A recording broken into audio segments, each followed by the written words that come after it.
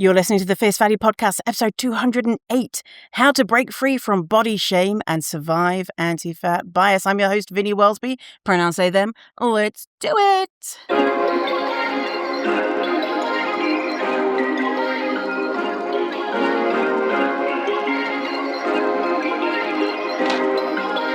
Perfect.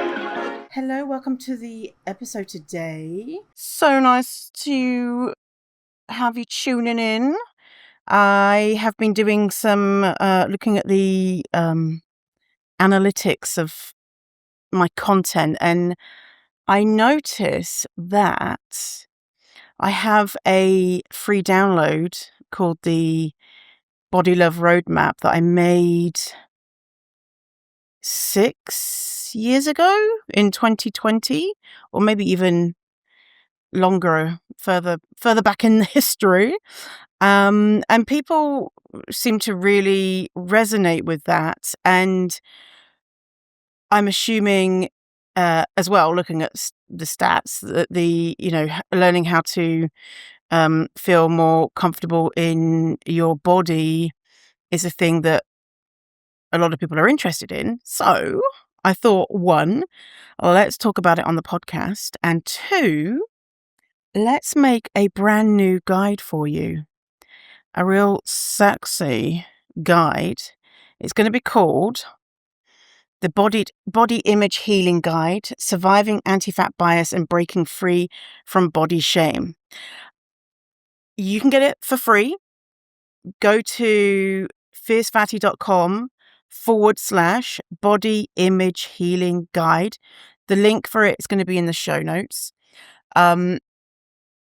And as well, because I have so much content, and I feel like as well content for the podcast and Instagram, and I'm referring to these concepts and content that I've created, and I'm like, well, I created that like 2 minutes ago, and then I look and I'm like, oh shit, that content is buried under 6 years of Instagram posts, and people can't find it. And then I'm like, where is that? I need to share this because this is so relevant to this person's experience. So I just thought I'd put everything together so you have the things, right? And so I thought I'd share some of the things that are going to be in this guide. Again, free for you. I've written down all of the things I want to share in the guide. Oh my goodness, I did this huge huge list, like 54 different concepts that I've spoken about on my Instagram. Not all of them are relevant to this topic, but anyway, I've distilled it down to the most potent and important, and I'm putting it in this guide. I'm recording this episode 2 weeks before it goes out, and so it means that I have to get this done in the next 2 weeks. I gave you the URL of where to find it. I haven't even created the URL yet. So, yeah, if you appreciate this, the podcast, all this content, and this guide that's about to come out for you, if you would love to support me in any way, something you can do which doesn't cost money is to leave a review for the podcast wherever you listen to your podcast. I think, though, it's Apple where you can leave actually a written review. That would be amazing. It would make me so freaking happy, really. If you want to support in a monetary way, I've jigged things around on my Ko-fi, Kofi. If you just search Ko-fi Fierce Fatty, you'll find it. But again, link in the show notes. Then you can make a donation for $1 or however much you want. I wonder if there is a limit. Like if someone's like, I'm going to send this person $1 million. I think they probably wouldn't, but I doubt anyone's listening to me being like, oh, Vinny, you just wait. Here's $1 million with your name on it. Yeah. So I've organized this content into different themes, and the first one is kind of getting out the worries about fat liberation, because we're talking about fat liberation on the show, and body image healing can be stopped by people having these hang-ups in their brain of, well, I don't really want to lean into learning more about fat liberation because it's ABC. So let me just read out fat liberation, what it is and what it isn't. And so that if you have any kind of things in your brain where you're like, this sounds good, but it sounds a bit weird, I'm not sure. Let me just tell you what fat liberation isn't. So fat liberation isn't anti-health and demonizing people seeking health. It's not anti-people seeking weight loss. It's not anti-exercise. Fat liberation isn't encouraging people to be fat or hating thin people. Fat liberation isn't a, quote, excuse to be, quote, lazy or, quote, greedy. Fat liberation isn't about forcing people to find fat folks attractive or forcing people to have sex with fat people. Fat liberation isn't a cult. And fat liberation isn't denying that fat people can be unhealthy. That's a big thing that people say. It's like, well, fat liberation, they think that fat people are just the healthiest people, or all they want is everyone to be fat, or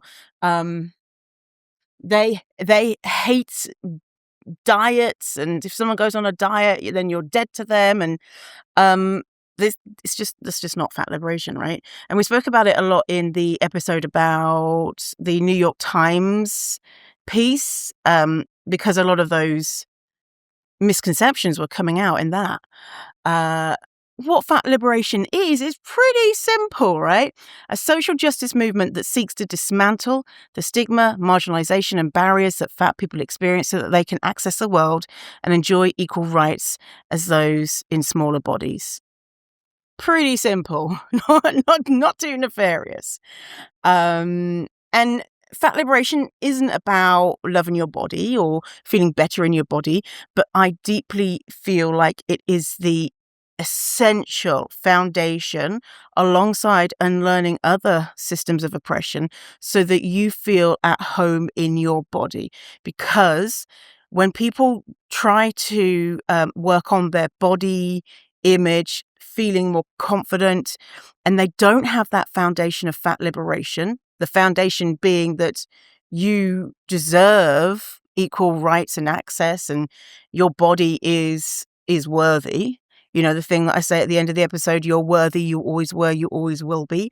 If you don't have that foundation of, it doesn't matter if I'm fat or if I'm disabled or if I'm racialized or if I'm trans or if I'm anything, I'm an equal human. It's very easy to knock your house of cards down, right? It's like we're building a house of bricks with this solid foundation. Whereas if you're just, people approach it from a, just love your body, it's building it from cards, and a breeze comes along and then you're fucked, right? So, yeah, if you've got any worries about fat liberation, I hope that clears it up. So, next is 10 hidden ways anti-fat bias lurks in people's lives, and we might not know it. So let me read out some of them to you. Okay, so number 2, jokes at your own expense. So making fun of how fat, greedy, lazy, or unhealthy you are. Jokes at your own expense around body size. If it's making a joke about how you're so disgusting because you're fat, or whatever because you're fat, it could be ableism, healthism, colonialism, capitalism, as well as anti-fat bias. And so if you're doing that type of thing, it might be a clue. Another is a sign that the hidden ways anti-fat bias might be lurking in your life. You could be thinking, it's okay for other people to be fat, but not me.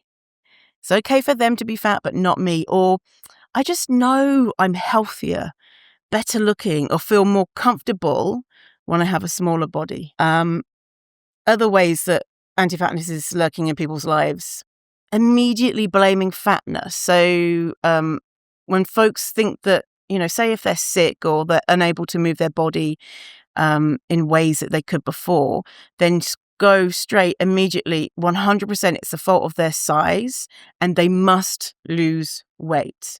And they are now morally inferior because they are less able, and that is ableism and healthism as well as anti-fatness. Another sign that anti-fatness could be lurking in your life, believing that the answer to health is exercise and eating, quote, right, and ignoring systemic issues such as oppression, lack of access, mental health, resource hoarding as bigger influences to health.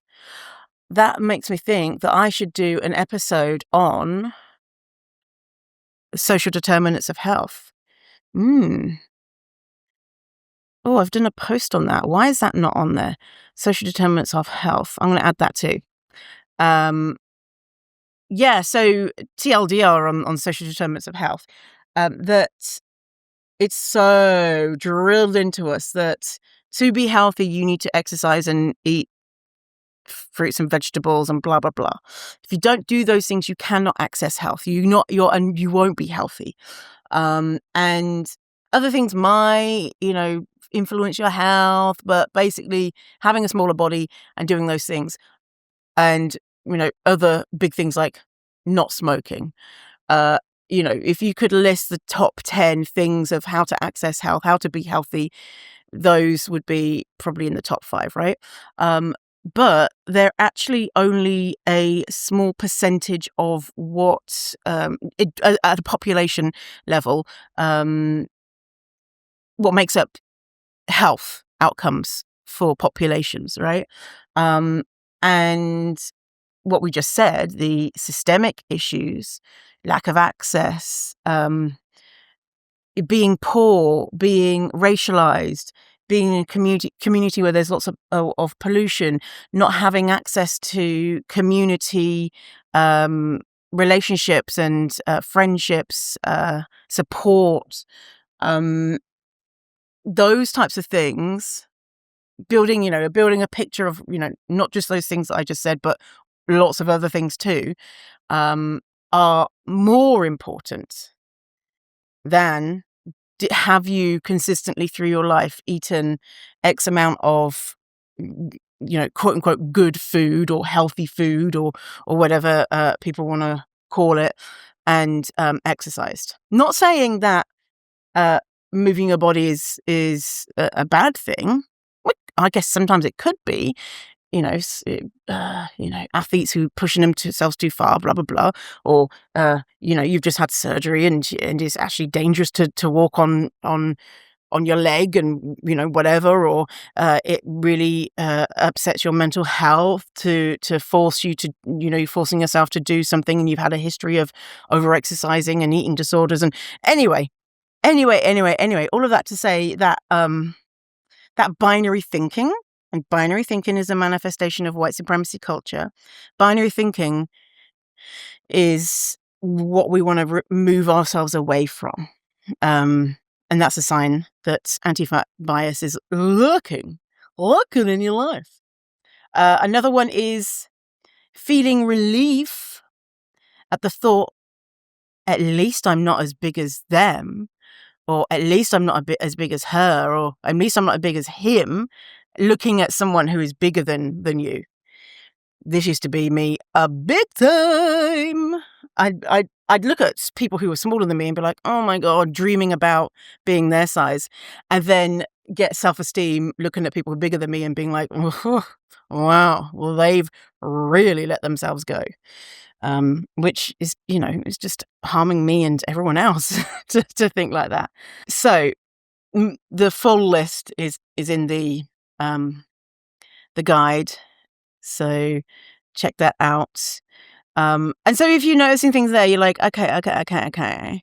So if I've got anti-fatness lurking in my life, is that affecting my body confidence?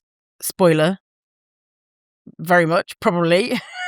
Very, very strong suggestion that yes, it probably could be, because if you're colluding with anti-fatness, that puts bodies in hierarchies.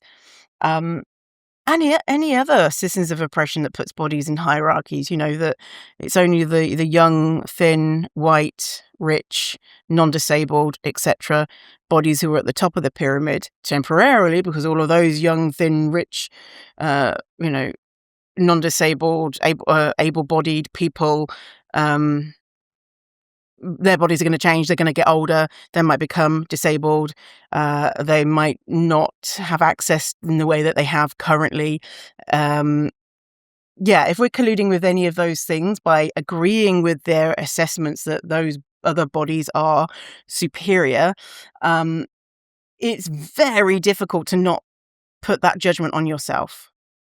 I would say probably impossible, right? If you genuinely believe that there is a superior type of body, that you would not also feel like shit, even if you had that quote unquote perfect body, because you're chasing to keep the top of the pyramid.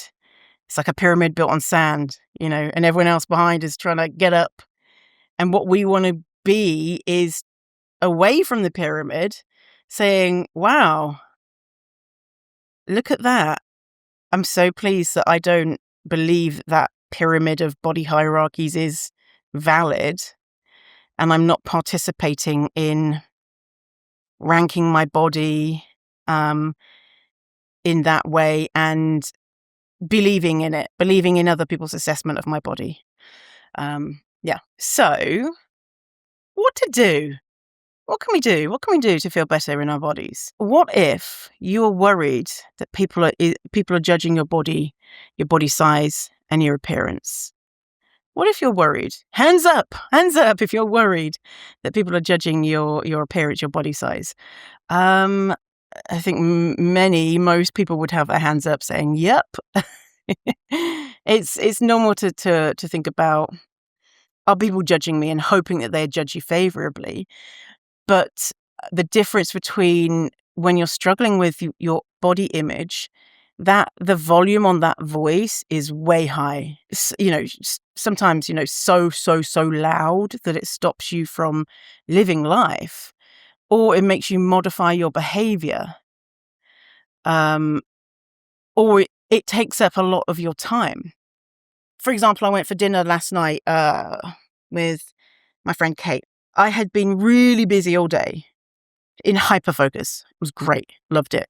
Although I got really dehydrated because I forgot to drink. And I've done the fucking same thing today. I've got a big water bottle here with me now I'm gonna drink some because I'm also dehydrated today. Because today I've been in hyperfocus too. So I didn't have any time to think about, what am I going to wear tonight? Oh, what is the type of place we're going to? As in, like, is it a dressy place or whatever? And also it's hot. And so I don't have time to think about what could be an outfit that is cool enough. And that didn't matter to me. I finished work and then walked Dougie and then had 10 minutes to get ready. And I just picked out something. Actually, I just wore the same fucking clothes that I was wearing. I was thinking, I picked something out. No, I think I put on a pair of trousers, and then was like, I'll just wear the shorts that I was wearing today because it's hot. And I think I put some dry shampoo in my hair. And that was it. I didn't think about, is Kate gonna judge my outfit or think less of me? Or is anyone else gonna look at my outfit and say, ugh, or my body? I didn't even think about my body. So previously, I might have been, maybe I'd be late for Kate because I'd be trying on different outfits, trying to find the outfit that would make me feel okay, and never quite get there maybe. Or maybe I would some days and maybe I wouldn't others. Or I'd be like, I feel too big today, or this thing is showing my belly or whatever too much. Or maybe I'd have to not do as much work as I wanted to that day, because I'd have to think about planning my outfit or what I was gonna just planning the whole thing, or being anxious about it. The difference is you might be like, okay, well, people are gonna judge me and whatever. I just not thinking about it, versus it being all encompassing, all encompassing. And you can tell, like, how much this is affecting you. Like, how much distress are you feeling? How much time are you thinking about this? What are the things that you're doing and not doing because of the way that you feel about your body? So what to do if you're worried that people are judging your body size and appearance? Well, this is what some advice for you. First off, people judge others negatively, and that sucks. And I'm so sorry that you have to go through that I have to go through that we all have to go through that. I don't think there's any point in saying, no one's judging you, because we don't know. They're probably, some people will judge you very harshly and unkindly. Some people will think of you neutrally or positively. Some people are going to be thinking you're the best thing ever, right? And some people are going to be hyper-focused on themselves and whether or not you are judging them negatively. And if you have a bigger body or are marginalized in additional ways, you're going to be experiencing more bias and judgment, and that's just not okay. So if someone is judging your body size or fatness negatively, it might be because they feel shame in their body and want to pass that shame on to you so that they can feel temporary relief. It's it's not something that we do consciously, but that whole thing I was saying before of, at least I'm not as big as them. You're getting like a temporary relief. You're passing shame on to that person. You're just doing it in your head, right? You're not going up to that person and doing that. But because to hold shame it's like a hot potato. But the thing is, it's that's not your shame to deal with. Like, there's no reason for you to be ashamed of your body, because your body is morally neutral. Also, some people are just plain cruel or bigoted, and you shouldn't have to deal with that. Some people might feel great about their body, but they're just dickheads. Those people shouldn't be able to dictate how we live our lives, what we look like, how we dress, how we present to the world. However often they do get to dictate, right? Either because we feel fear of experiencing shame, we change our behaviors because of it, or due to very real safety concerns that would change our behavior. This world is often unsafe, especially for the most marginalized people, and how you react to that is understandable. So I'm not going to say people are not going to judge you, but I'm going to say, let's think about this not so binary. It's not everyone is going to be saying, oh my God, you're the most disgusting thing that I've ever seen, or, oh my God, you're the most amazing, wonderful thing. The reality is that people could be judging you negatively or positively. From my experience, a lot of the time people are thinking about themselves and thinking, oh my God, am I okay? Am I lovable and enough? A lot of people worry about themselves and how they look and use judging others as inferior as a coping mechanism. However, they will also be confronted with people who they deem to be superior, and any self-esteem that they have can crumble. Like looking at that person who's bigger, at least I'm not like them, but then you're looking at the person who's smaller, oh God. That self-esteem that I temporarily felt from judging the person who was bigger is gone, because here comes someone who I'm perceiving to be more attractive. So basing self-esteem on how well you play the game of beauty ideals is limiting. And eventually people always lose because if I think about that body hierarchy, we're going to get older. We're going to, fingers crossed, we're going to get older. Our body appearance changes and, maybe we'll become disabled or more disabled. We can't win. It's like playing, it's like gambling, right? The house always wins. In case you're not familiar with that phrase, is casinos. Sometimes people might win a jackpot here and there, but generally speaking, casinos is not a place where you go and make money. They go and take your money. That's why they're able to run, What I've noticed, though, is that through, my journey and looking at other, clients' journeys, is that the more that you work on learning your own anti-fatness, the less that you tend to think about how others might perceive your body. Like, you're aware that people could judge you and you know that that's not okay. And also their opinion doesn't change the way that you feel about yourself as easily because you realize that your worth is based on your humanity and not how you look. You're more able to recognize the pain that people who are judging you are probably in themselves. Like if someone was just to be like, Vinny, you're fat. And I'd be like, oh, wow. That really tells me something about them. As in not you're fat. Yeah, good. But you're fat bad. That really tells me something about what they're going through, what they're experiencing, what they're, it makes me think about what their loved ones have said to them, the people around them. If I'm feeling less charitable, I'll think, oh wow, that person's just a dickhead.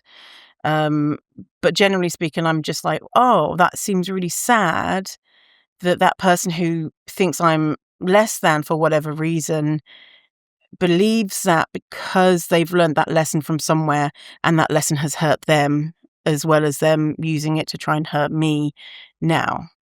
And the bottom line is the comfort of those who judge you is not more important than you being able to live without shame. So go live fiercely, fatty. But that's easier said than done, right?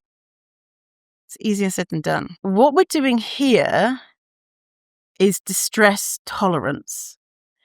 Because in our lives, we will always experience distress. We can't ever, there's nothing we can do to make distress go away. But can we learn to tolerate those feelings that are really difficult? And those feelings, not only are they really difficult, they can feel like life and death. Being rejected by your community, and this is what it feels like, not having access to love and support from community when people are like, oh, you're too fat to wear that. Like our brains, we might not, realize it, what's happening. If we struggle with people saying that, our brains could be going into, oh my God, I don't have community. I'm a human, and without community, I cannot survive. Therefore, that comment of that dress doesn't look good on you because you're too fat is akin to a life or death threat. But the reality is, it probably isn't a life or death threat. And not to say it could be, right? Because anti-fatness is really violent. To team that with say anti-blackness, then it could be a life-threatening situation that could be occurring. For example, with police violence, right? Murdering black people, murdering fat black people because they seem more threatening, right? And so, not to say that any of this is couldn't be life-threatening, because it could, but most of the time, it's not. And so, can we tolerate that distress?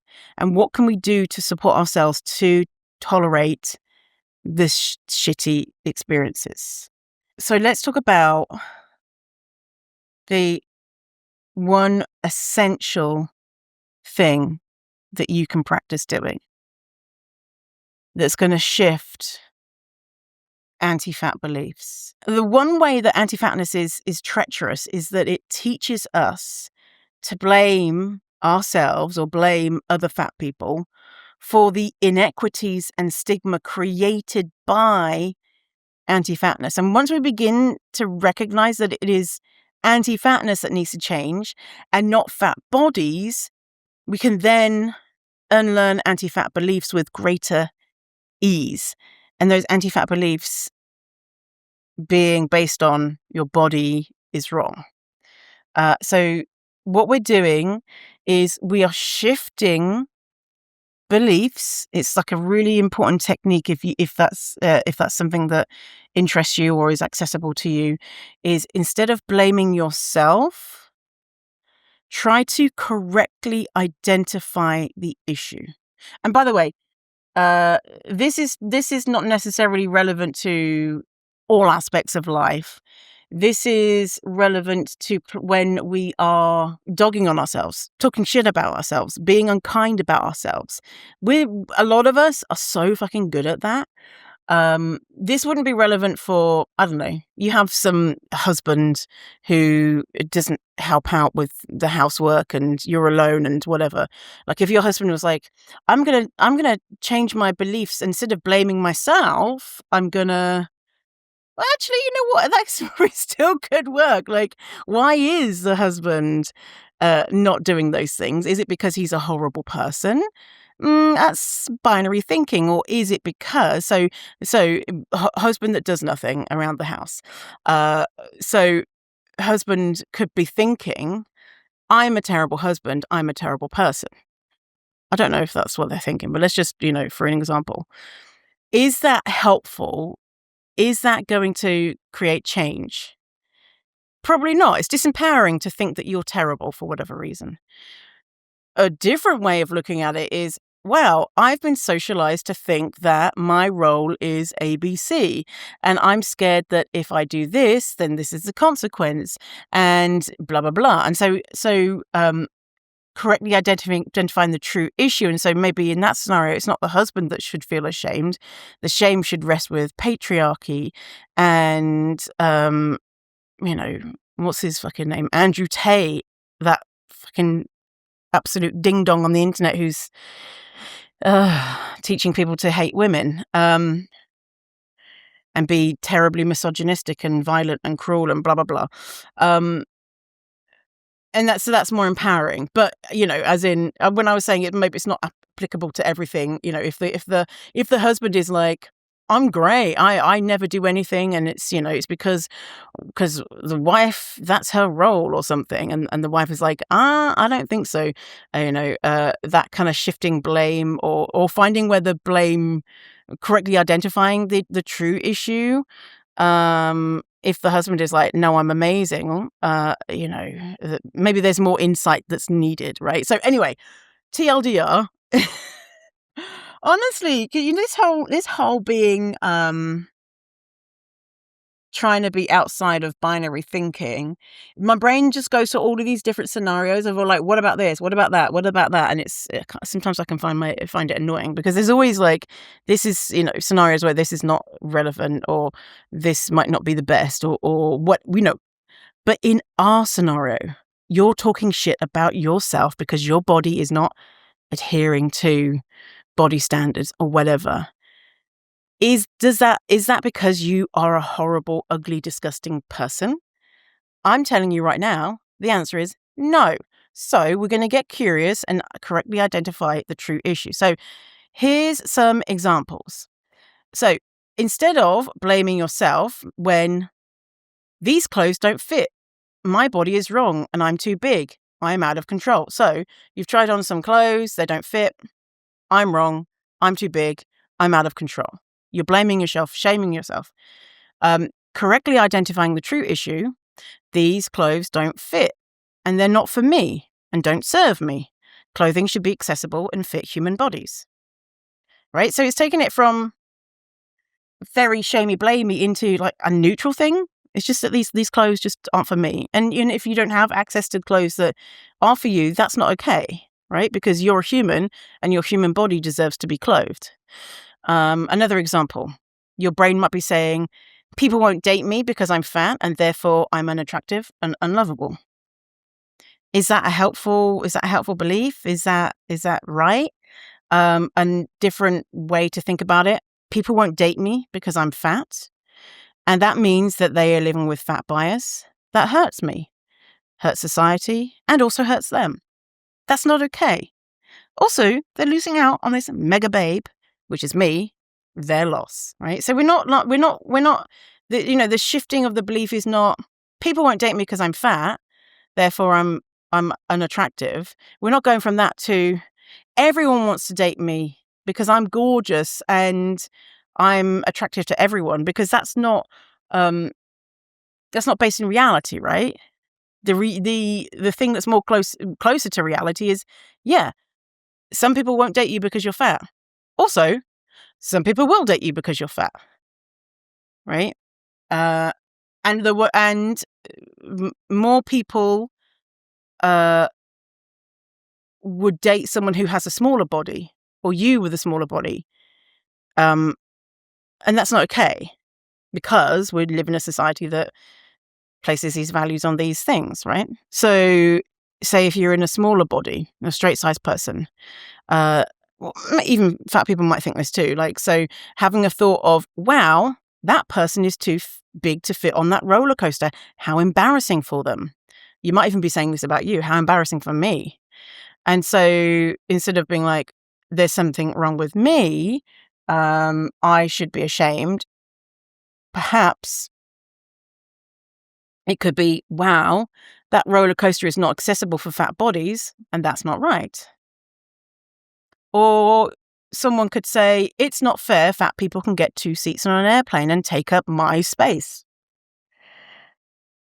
You could be changing that to, it's not fair that airplane seats are not made for a lot of human bodies, and fat people often have to pay double to fly. The whole airline thing, it just feels so fucking bootlicky to me. Like, why is someone there getting a free seat? What the hell? They're taking up too much space. It's like, why are you dogging on this fat passenger when you should be dogging on the fucking airline that gives each person like 3 centimeters to sit? Everyone is uncomfortable. It's not a great experience for most people. So why not be like, that's fucked up that we're all having to be squeezed into these tiny seats, and not blaming the individuals, but that's something that people do a lot, right? It's that fucking, yeah, aligning with, colluding with systems of oppression to continue to oppress others and themselves, right? Because that person who's saying, oh, look at them having 2 seats or whatever, would they want 2 seats? Fuck yeah, they would, right? Would they want a seat that's bigger and wider and longer and has room that you can lie down? Yes. So then why is it doesn't make sense to me why they're focusing on that person. Well, I mean, it does make sense because, anti-fatness and capitalism and whatnot is, blaming the person for this tiny seat situation. And I guess it's like we have to maybe be a little bit more creative, thinking of, it's not their problem. It's a system problem. It's easier, and it probably feels good, right? It probably feels good to, and I used to be way more judgmental. It felt so fucking good to judge other people. Just a little bit of, that phrase, glimmers. What are the glimmers in your life? And the glimmers would be like, seeing my dog smile, and smelling a nice flower or whatever. And my glimmers would be judging that person over there because they're doing something that I think is wrong. Yeah, judging a fat person because they're fatter than me. You can imagine that on like a Pinterest board. Find your glimmers, and like, make fun of these groups of people that you have perceived yourself to be better than. It really brings joy to my life temporarily for a moment. Oy, oy, oy. And it did, right? And then 10 minutes later, I'd be like, oh, I feel like shit. Okay, so 5 steps to feel more confident in your body. By the way, everything that we're talking about is going to be in that free guide, the Body Image Healing Guide. And you can get it at fiercefatty.com, Body Image Healing Guide. It's going to be in the show notes. This is going to be the last bit. This and extra stuff is going to be in there. So the last bit here is 5 steps to feel more confident in your body. What are we going to do? What are the 5 steps? So something that I see people do a lot of the time, it's a mistake that people say, is they say, I want to feel more confident. And I'm like, okay, well, what does that mean? What does that mean? Oh, just feeling good. Just feel better. Just feel better in my body. Okay, great. But what the fuck does that mean? And how do we know that how do we know we're getting there? How do we know that we are doing the things to be able to support ourselves getting there? How do we know them when we've got there if we don't define what confident means to you? So that is the first step. Define what confident means to you. And so how will you know when you've achieved body confidence? And a way to explore what could be impactful to help you with your confidence is to list the things that you do or don't do because of the way that you feel about your body. So think about the things that you do or you don't do because of the way you feel about your body. For example, I won't let my partner touch my belly. I won't wear things that show my arms. I make excuses about joining friends on a hike. I have a uniform of the same clothes I wear every day. I won't go swimming anymore as I've put on, quote, too much weight, right? So you can then say, all right, so these are the things I'm doing or not doing. Next step, do you want to make changes to those things you've listed? Would that be helpful? Would that be confidence for you? Right? Confidence for me is, you could be like, okay, confidence for me is letting my partner touch my belly, going to the swimming pool and wearing a swimsuit that doesn't go to the top of my head and to the bottom of my toes, because that's what I want. Or you could say, I like wearing a swimsuit that's top of my head to the bottom of my toes. And actually being confident to me is going on that hike with my friends that I'm currently avoiding because I'm worried that I'm going to be out of breath and slow them down and they're going to be judging me. And there could be lots of different things, right? But we can define them. So you don't have to change anything or do anything. But you could decide that actually, I do want to make these changes. And some of these things, like we mentioned before, they could be ways that you're protecting yourself from a society that could be dangerous for a fat body. Like, you don't eat in public, because there is a chance that if you do, that someone's going to be like, oh, fuck you, you're a fat person, you're eating in public. So it's not worth it for you. Because of your past experiences, you've decided to take steps to protect your mental health, and that's not worth it for you, right? And so you can be like, okay, this might be because of how I feel about my body, but also it's because of how society treats fat people. And I also want to invite us to get curious here about, is this based on data that we have? Like, if I wear a swimsuit, then people are going to call the police and I'm going to be arrested for violation of, I don't know, disgusting bodies on the beach. Is that because you've had that experience before? Or is it because you're worried and you're nervous that people are going to judge you, but you don't really know? So ask questions about that, and see if we can set some goals for ourselves. And goals, you can do goals in like a SMART goal, which is SMART stands for specific, measurable, attainable, relevant, time bound. I'll skip over that because there'll be more in the guide.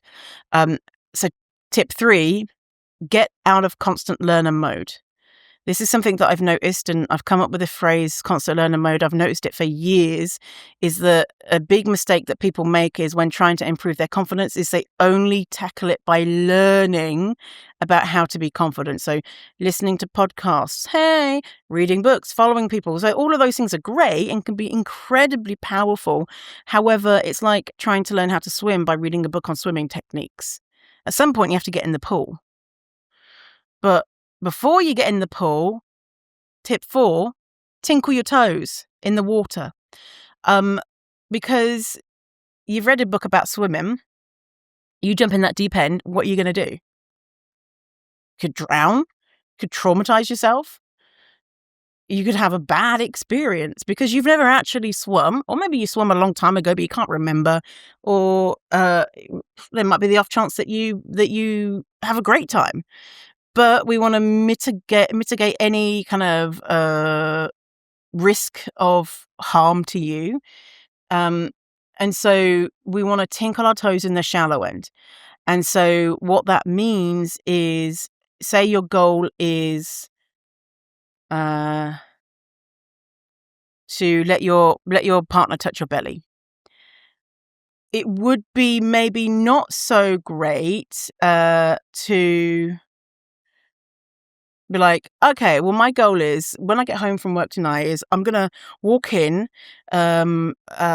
naked apart from a Mac coat, and then just drop it at the front door and then say to my partner, come get this fat belly, and then like jiggle it in his face and then like smother him with the fat belly and then flash it to the neighbors too. Right? So that's probably not realistic, right? And that would be diving in the deep end. So diving in the deep end could mean, so another example, forcing yourself to go to a big work event with no cover up. So you're in like a gala in a sleeveless dress, and you normally would wear a shawl or something. So go to a big work event with no cover up, and you're going to be around people that you know are judgmental. And that could actually set you back and harm your confidence because, you go to this event, it's stressful. People are like, a fat person or whatever. You could then leave and be like, well, I tried it and it didn't work. I knew I was right. I've collected evidence to prove that I'm horrible and disgusting. My body should never be seen in public.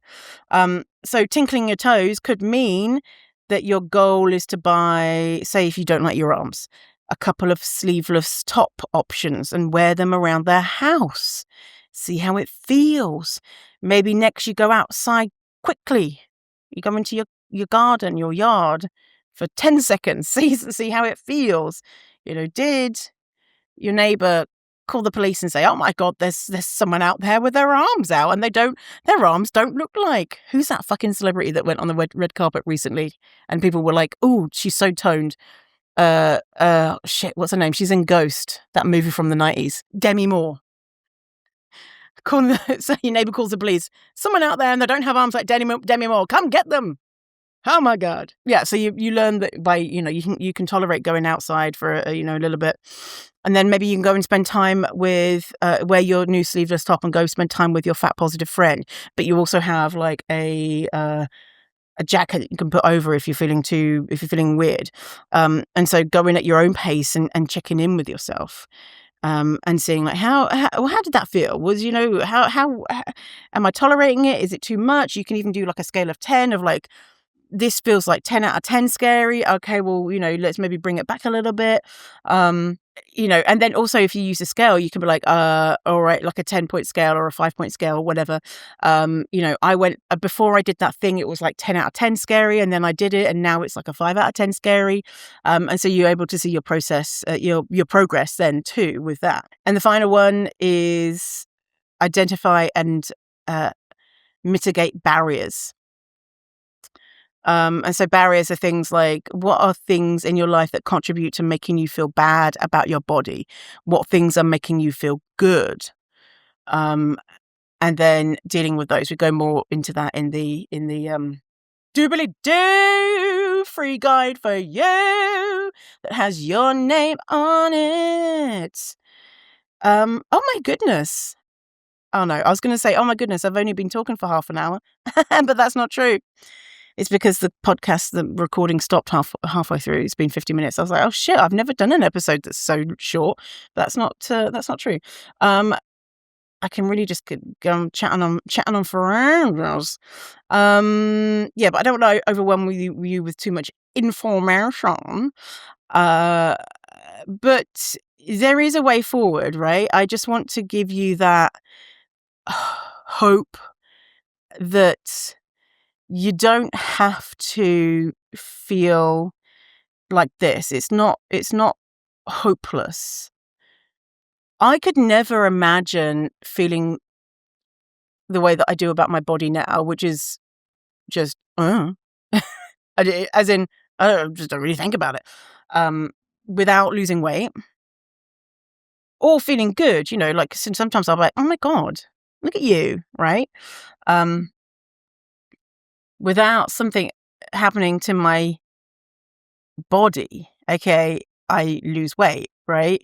I couldn't imagine that I could feel good the way that I looked because I perceived it the way that I looked was just really gross. The thing is, my like the way that it wasn't my body that was faulty. It was the message that had been put into my brain that was faulty. Right? I was like wearing these glasses. My brain was wearing these glasses, and the glasses were like shit color tinted, right? Shit tinted glasses. And I was looking through them and look at my body and being like, oh, my body looks like shit because I had the shit tinted glasses. And now we have to clean the shit off those glasses and be like, oh, it turns out I just have a human body just like everyone else.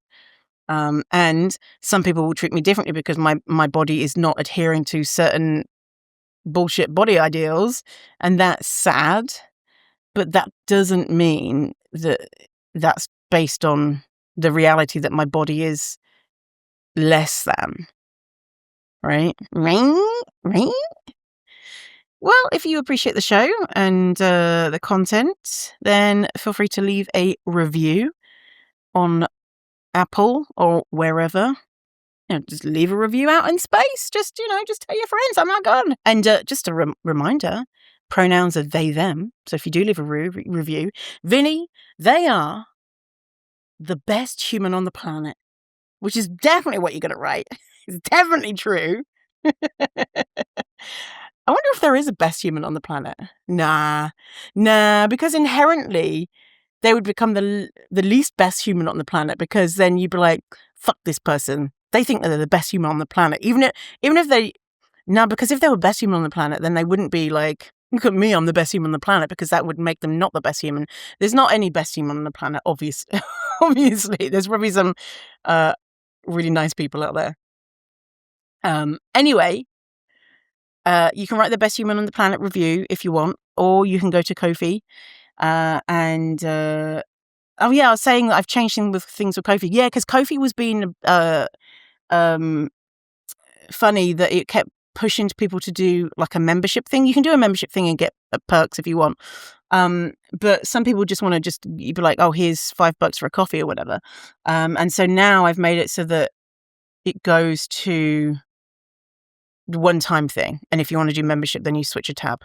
So, and if you have any trouble, go to, instead of looking on your mobile, go to desktop. And also, you can do none of those things and just, enjoy your life. Because what? I'm not the boss of you. You do whatever you want to do. And thank you for joining me for the show. Remember, you are worthy. You always were.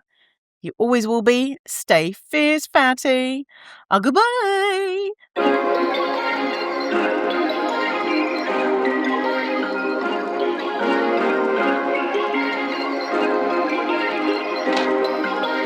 Perfect.